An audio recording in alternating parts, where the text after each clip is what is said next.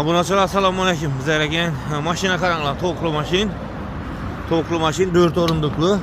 Hazır efendim gösteremem 4 orunduklu. Arkasından motorladı. Karanlığa işlerin düzülüş peşkelerin hemen ersesi var. Bu anlamda açamız yine 4 orunduklu. Zerretçikiz. Dorniklerin hemen ersesi var. Zerrete bundan koyuladı. Arkasını görünüşleri. Az abzurat gösteremem. Durun kan. Karanlığa gittik kudağa kalasa. Tak. Zadniye koyduk.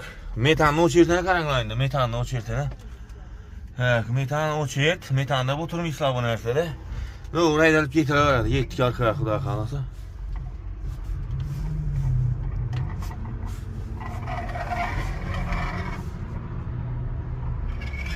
Toktuğumuz dığa uğramız.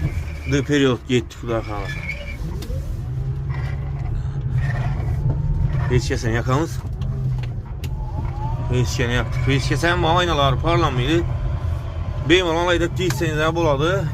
1500 motor, 1500 milye.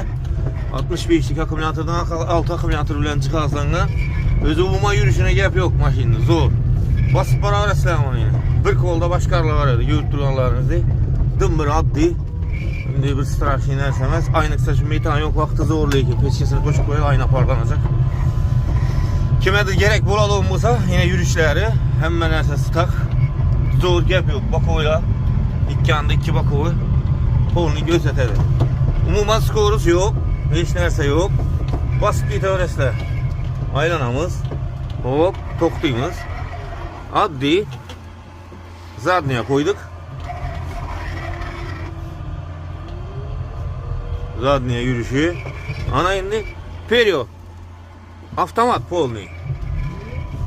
Git kudağa kalasa yine. Kim ne aldıydı? Abunaçılar kime gerek buladı olmasa bir alay teoresle ekranda telefon nömrelerini kaldıramız. Dastav kesen bu. Fakat dastav kesini gelişemiz. Bakası 29,5 milyon son.